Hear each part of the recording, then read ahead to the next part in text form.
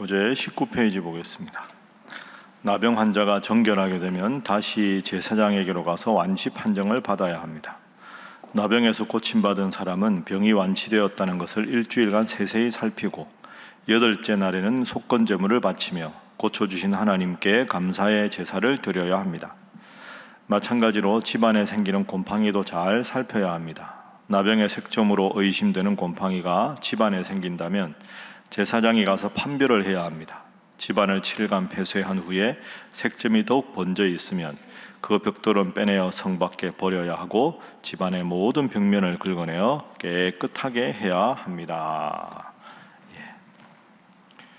어제는 그 나병, 그러니까 악성 전염병이 생겼을 때 그걸 어떻게 조치하고 진 밖에 어떻게 내보내고 격리할까, 그래서 공동체를 이제 이 전염병에서 보호하는 내용이라면, 오늘은 그 악성 전염병 혹은 피부병 환자가 다 나았을 때 어떤 과정으로 그걸 확인하고, 그리고 그가 살던 집, 그 집에도 혹시 균이 묻어 있는지 그걸 어떻게 확인하고 어떻게 조치해야 될 것인가, 어제와 오늘은 연결된 그런 내용입니다.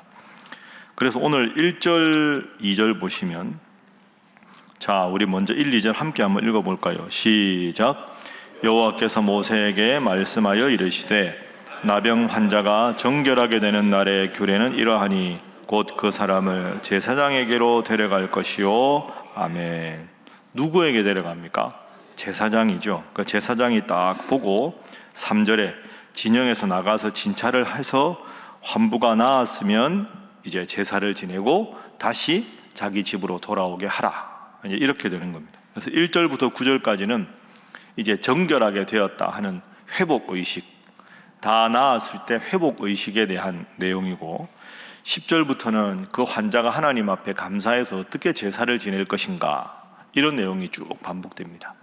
그리고 33절 이하에는 그 전염병 환자가 살았던 집, 그가 거주했으면 전염병 균이 묻어 있거나 혹은 이런 그 전염될 수 있는 가능성, 다른 사람이 들어가면 또 병에 걸릴 가능성, 그걸 잘 벽면을 살펴보고 벽면에 어떤 자국이 있는지도 보고 돌을 빼내고 긁어내고 처리를 잘 하라.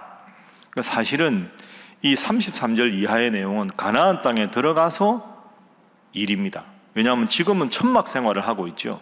그러니까 돌이라는 표현이 나오는 걸 보면 너희가 가나안 땅 갔을 때 이런 조치를 잘 하라, 이런 뜻입니다. 오늘 14장이 무려 57절까지 있습니다. 아주 자세하게 하나님께서 말씀을 하십니다. 그래서 오늘 첫 번째 기도 제목은 자상하신 하나님을 경험하게 하소서 하는 것입니다. 자상하신 하나님을 경험하게 하소서. 자, 한번 저를 따라해 보시죠. 자상하신 하나님, 자상하신 하나님. 우리는 하나님께 기도한다 하면 하나님은 위대하시고 전 우주를 창조하시고 온 역사를 주관하시고 이런 어마어마한 거대하고 스케일이 크신 하나님, 그것만 기억합니다. 틀린 게 아니죠. 그러나 우리가 레위기를 통해서 경험하는 하나님은 아주 자세하신 하나님, 섬세하신 하나님, 그런 하나님입니다. 그러니까 하나님은 두 가지 속성을 다 가지고 계시죠. 우리의 머리털 하나까지도 다 세시는 하나님. 거듭 말씀드리지만 이렇게 자상하게 하는 이유가 뭡니까? 여러분, 430년 동안 노예 생활을 할 때 전염병에 걸리면 어떻게 될까요? 그 마을 사람들 다 죽는 겁니다. 애굽 왕 바로에게는 노예의 생명은 생명이 아닙니다. 전염병에 걸리든지 나병에 걸리든지 한 마을이 몰살을 하든지 자기 마음에 안 들면 즉결로 그냥 죽일 수 있는 권리가 애굽 왕 바로에게 있죠. 애굽 왕 바로에게 노예는 사람이 아닙니다. 옛날에 백인들이 흑인들 취급하던 것보다 더 심하지 않겠습니까?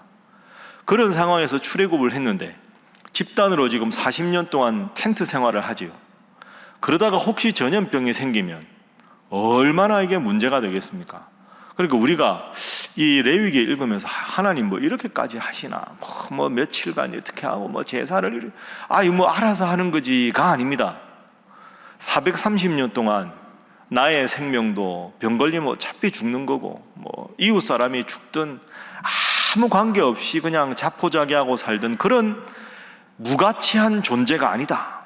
너는 내 아들 예수의 목숨까지 바꾸어 구원할 정도로 소중한 존재다. 기본으로 우리 한 사람 한 사람을 그렇게 바라보시는 거죠. 그러니 한 사람이 병에 걸려서 그 집에 사랑하는 자식들이 아버지 때문에 까닭없이 죽고, 이웃 사람들이 나도 모르게 병에 걸리고, 우리가 마치 코로나에 걸렸는데 어디서 어떻게 걸렸는지 모르게 많은 사람들이 일상생활에 제한을 받듯이 그런 일이 있어서는 안 된다. 혹시 병에 걸린 것 같으면 그 우묵한지를 보고, 색깔을 보고, 진영밖에 격리하고, 격리한 다음에 다시 살피고, 그 다음에 이런 조치해서 아무 문제가 없으면 다시 돌아오게 하라. 하나님은 아주 자상하신 분입니다. 얼마나 자상하시냐, 뒤에 보면 집에 있는 곰팡이까지 확인하라. 여러분 생각해 보면 이런 신이 있겠습니까? 뭐 이렇게까지가 아니라 세상에 이런 신이 어디 있습니까? 우리가 먹고 자는 집, 음식, 벽까지 하나하나 살펴서 마치 정말 그 사랑이 많은 부모님이 아이 잠자리 확인하고, 또 아이 자고 나서 한참 지났을 때 이불은 안 덮었는지, 발은 나왔는지, 문은 열려 있는지 매일 확인하는 엄마나 아빠의 그 사랑처럼 그 사랑을 느낄 수 있어야 합니다. 자상하신 하나님. 자, 21절 한번 예를 들어 보겠습니다. 21절 한번 보시죠. 다 정결하게 되면 하나님 앞에 제사를 드려야 되는데 21절 읽습니다. 시작.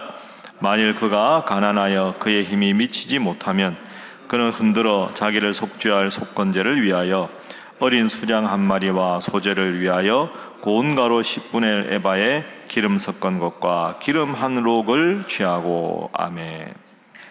그가 가난하여 그의 힘이 미치지 못하면, 이런 것까지 하나님이 지금 살피시는 겁니다. 제사를 드리는데 가난해서 재물이 없느냐? 그때는 이렇게 해도 된다. 여러분, 우리가 쭉 제사 보지만 제일 큰, 하나님 앞에 제사 지낼 때 제일 큰 재물 가축이 무슨 가축입니까? 소, 그 다음에 양, 염소, 그러다가 비둘기가 나오죠. 비둘기는 작잖아요. 그리고는 곡식도 바칩니다. 왜 그렇게 하나님이 다 재물을 등급으로 나누셨을까요? 힘써 할 형편이 되는 사람은 소를 바치고, 제사에 따라 또 다르지만 가난한 사람은 비둘기 바쳐도 된다. 비둘기 없으면 곡식 가루 조금 빻아서 바쳐도 된다. 그러니까 하나님은 재물이 크냐, 얼마나 돈이 많으냐가 중요한 게 아니라 하나님을 사랑하는 마음만 표현하면 된다. 얼마나 하나님이 자상하신 하나님입니까? 오늘 여러분 하루 살아갈 때 정말로 이 온 세계를 주관하시는 하나님뿐 아니라 나의 모든 호흡과 내 생명까지 주관하시는 정말로 섬세하시고 자상하신 하나님을 삶 가운데 경험하는 여러분 되시기를 주님 이름으로 축복합니다. 자, 두 번째 오늘 본문을 통한 기도 제목입니다. 두 번째 기도 제목은 오직 은혜로만 사는 자임을 고백하게 하소서 하는 겁니다. 오직 은혜로만 사는 자임을 고백하게 하소서. 오직 은혜로만 사는 자. 지금 계속 병이 나오죠. 내일은 또 유출병이 나옵니다. 그 전에 또 이제 그 아기 낳은 다음에 몸, 그 다음에 나병, 내일은 유출병, 이렇게 나오는데 병에 걸리고 싶은 사람이 누가 있겠습니까? 여러분, 병에서 낫는 것도 가만히 생각해 보면 하나님 은혜입니다. 내가 뭐 잘해서 병에서 낫는 게 아닙니다. 오늘 여기 나온 것도 하나님 은혜 아닙니까? 살다 보면 까닭 없이 피곤한 날이 있죠. 어떤 날은 아침에 일어났는데 아주 막 개운한 날이 있고, 요즘 내가 무리했나? 왜 이렇게 피곤하고 뻐근하지? 생각해 보면 딱히 이유가 없는데 몸이 힘든 날이 있고, 마음이 불편한 날이 있고, 지치는 날이 있습니다. 내가 내 컨디션을 조절하는 게 아닙니다. 제가 설교할 때 말씀드렸죠. 파리 의과대학의 벽에 있는 의사가 하는 일은 싸매는 것밖에 없습니다. 상처를 꿰매는 건 의사가 하는 것이고, 꿰맨 그 상처에 새살이 돋아나게 하는 건 누가 하시는 겁니까? 하나님이 하시는 겁니다. 의사가 병을 낫게 하는 게 아닙니다. 여러분, 가만히 생각해 보십시오. 제가 이제 주일날이면 설교하지 않습니까? 설교하면 어떤 분은 설교 앞부분에서 은혜 받는 분이 있고요, 어떤 분은 말씀 읽은 데서 은혜 받는 분이 있고, 어떤 분은 딴 생각하다가 설교 끝나고 기도하다가 은혜 받는 날이 있고요, 단어 하나 딱, 그 단어가 딱 마음속에 꽂혀서 그 단어 하나 때문에 위로받는 분도 있고, 그 참 생각하면 신기한 일 아닙니까? 우리가 병에 낫는 것도 하나님 은혜고, 오늘 일어난 것도 하나님 은혜고, 나에게 건강한 귀가 있어서 하나님 말씀을 들을 수 있는 것도 은혜고, 병에서 나아서 하나님 앞에 그래도 작은 것이라도 드릴 수 있는 게 하나님 은혜 아닙니까? 모든 것이 하나님의 은혜인 줄로 믿습니다. 오늘 새벽에 이 자리에 나오신 여러분, 날마다 시마다 내가 나된 것은 하나님의 은혜입니다 고백하고 은혜 안에 감사하게 살아가는 여러분 되시기를 주님 이름으로 축복합니다. 자, 마지막 세 번째는 이렇게 정결하게 되었을 때 하나님 앞에 예물을 드리라 하는 겁니다. 세 번째 기도 제목은 감사로 예물을 드리는 성도가 되게 하소서 하는 것입니다. 감사로 예물을 드리는 성도가 되게 하소서. 감사로 예물을 드리는 성도. 그러니까 여러분, 헌금이나 봉헌 가지고 시험에 들 이유가 없죠. 방금 말씀드렸지만 하나님은 많이 바쳐야 좋아하는 분이 아닙니다. 하나님이 뭐 소가 아쉽겠습니까? 돈이 아쉽겠습니까? 그러니까 하나님이 지금 명령을 하시죠. 야, 이 예물을 바치고 싶으면 바치라가 아닙니다. 반드시 바쳐라. 반드시 바쳐야 한다. 왜? 그래야 하나님의 은혜라는 고백을 합니다. 우리는 참 연약한 죄인이라 가만히 두면 은혜에 대한 고백이 없어집니다. 교회 성장하게 이런 말이 있습니다. 주일날 어떻게 하다 예배를 한번 빠졌습니다. 주일 예배를. 아유, 내가 주일 예배를 빠지다니. 한 번 더 빠집니다. 이거 자꾸 이러면 안 되는데, 주일 예배 4번 딱 빠지면 5번째는 올 가능성이 아주 줄어듭니다. 주일 예배 4번 빠지는 게 매우 중요합니다. 4번 연속으로 빠지면 그분은 신앙을 잃어버릴 가능성이 매우 많다는 거죠. 4번. 여러분, 이런 거 한번 가만히 생각해 보시면 오늘도 주님 앞에 나온 게 얼마나 감사한 일입니까? 왜 하나님께서 감사 예물을 바치라고 하셨을까요? 예물의 종류와 관계없이 내가 하나님 앞에 예배 드릴 수 있는 것도 하나님께 감사하고, 또 생일을 맞이한 것도 감사하고, 스쳐 지나가는 게 아니라 작은 것 하나하나가 하나님의 은혜라는 그 고백을 담아서 하나님 앞에 감사의 예물을 드리는 게 중요하다. 그래서 거듭 말씀드리지만 번제, 소제, 화목제, 속죄제, 속건제, 모든 것의 상황에 맞게 이럴 때는 반드시 이 제사를 드리고, 이럴 때는 반드시 이 제사를 드리라. 하나하나. 왜 그럴까요? 하나님 출애굽 시켰다고 너무 많은 걸 요구하시네. 그게 아니라 하나님의 은혜를 기억하고 하나님께 감사하는 마음이 있어야 하나님 앞에 행복한 삶을 살 수 있다. 그래서 하나님께서는 감사의 예물을 바치라 이렇게 말씀하고 있는 겁니다. 여러분, 내 모든 것이 하나님께로부터 왔으니 하나님 앞에 감사하는 마음으로 기쁘게 예물을 드릴 수 있는 여러분 되시기를 주님 이름으로 축복합니다. 그것이 믿음 생활 잘 하는 길이다 하는 것이 오늘 말씀입니다. 정리하겠습니다. 자상하신 하나님, 섬세하신 하나님, 오늘 하루 살아가면서도 꼭 삶 속에서 경험하시고, 정말로 내가 병에 낫는 것도, 내가 이렇게 건강한 것도 다 하나님 은혜다.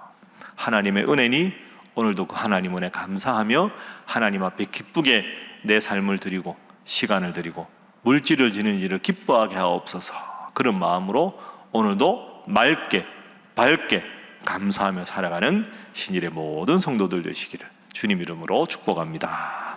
기도하겠습니다.